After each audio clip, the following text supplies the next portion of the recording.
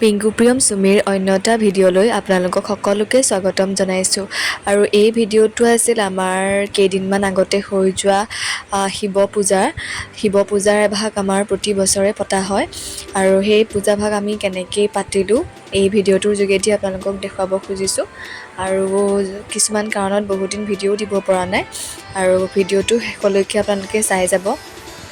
আৰু এয়া ৰাতিপুৱাই গা ধুই আহি চাদৰ মেখেলা এযোৰ পিন্ধি লৈছোঁ আৰু এইফালে আমাৰ নিয়ম হৈ গ'ল, যিহেতু নিয়ম সেইদিনা অলপ সোনকালে উঠিছিলে সেইকাৰণে শুই গ'ল আৰু এয়া আমি দুইজনীও ৰেডি হৈছোঁ আৰু এয়া আমাৰ পূজাৰীজন পালেহি আৰু তেওঁক আমি প্ৰতি বছৰেই তেওঁকেই মাতোঁ।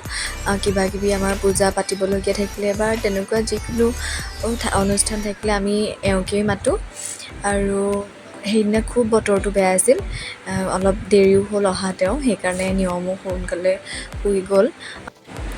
তাৰপিছত এয়া চাকি বন্তি আমি এইফালে ৰেডি কৰি আছোঁ আৰু পূজাৰীজনে শিৱ পূজাভাগ পাতিবৰ কাৰণে এয়া শিৱলিংগ এনেকৈ বনাই লয় নিজে আৰু এয়া বনাই আছে তেওঁ।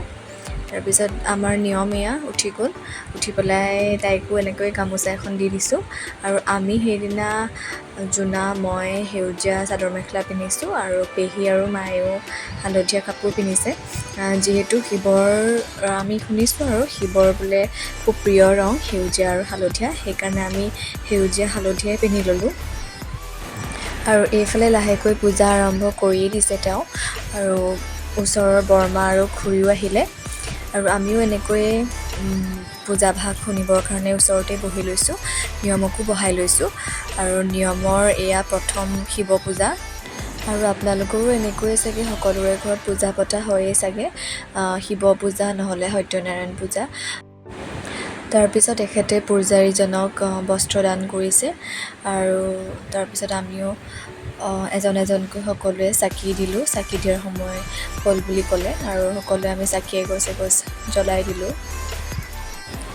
আৰু আমাৰ এই ভিডিঅ'টো যদি আপোনালোকৰ কোনোবাই প্ৰথমবাৰৰ কাৰণে চাইছে, প্লিজ আমাৰ চেনেলটো ছাবস্ক্ৰাইব আৰু লাইক কমেণ্ট কৰিব। শিৱ পূজাভাগ এনেকৈ পতাৰ পিছত সঁচাকৈ মনটো খুব ভাল লাগে আৰু আমি সকলোৱে এনেকৈ ওচৰতে বহি পূজাভাগ ভালদৰে শুনি আছিলোঁ। তাৰপিছত এয়া নিয়মক লৈ মই চাকি দিছোঁ আৰু তাই বহুত মানুহ দেখিলে একেবাৰে কোচৰ পৰা নামিব মন নকৰে, সেইকাৰণে তাইক লৈয়ে এনেকৈ চাকি দিছোঁ। শেষলৈ যেনিবা নিয়ম লাহেকৈ এডজাষ্ট হয়গৈ আৰু তেতিয়া তাই উৎপাতখিনি চাবচোন আৰু ভিডিঅ'টো একেবাৰে শেষলৈকে চাই থাকিব। আৰু এয়া চাকি দি পেলাই সেৱা এভাগ কৰিলোঁ, নিয়ম তাৰপিছত পিতাকৰ কোচলৈ গ'লগৈ আৰু এনেকৈ পূজাভাগ হৈ থাকিলে আৰু এয়া লাহেকৈ তাই এডজাষ্ট হোৱাৰ পিছত অকলে অকলে ঘূৰি ফুৰি এয়া উৎপাত কৰি আছে, সিফালৰ বস্তু সিফাললৈ নিছে।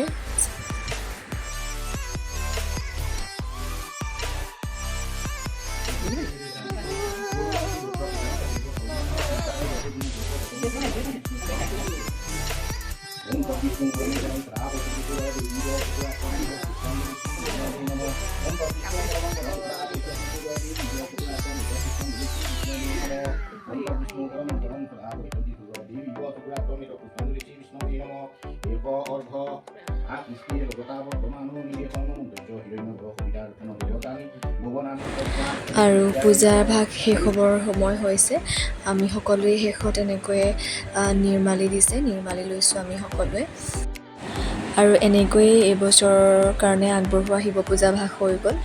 খুব ভাল লাগিলে, ইমান ধুনীয়াকৈ সকলোকে আশীৰ্বাদ দিলে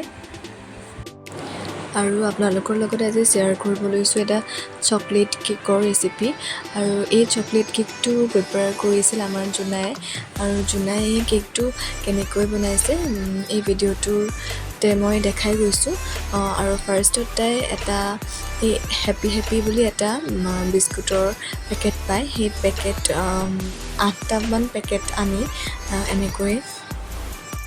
এনেকৈ তাই মিক্সিত দি পেলাই সেইখিনি মিহি কৰি গুড়ি কৰি লৈছে আৰু তাৰপিছত এয়া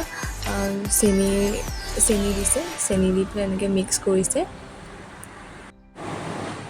এনেকৈ নিজৰ এটা জোখমতে চেনিখিনি মিক্স কৰিছে আৰু কেকটো ফুলিবৰ কাৰণে অলপ ইনো মিক্স কৰি দিছে।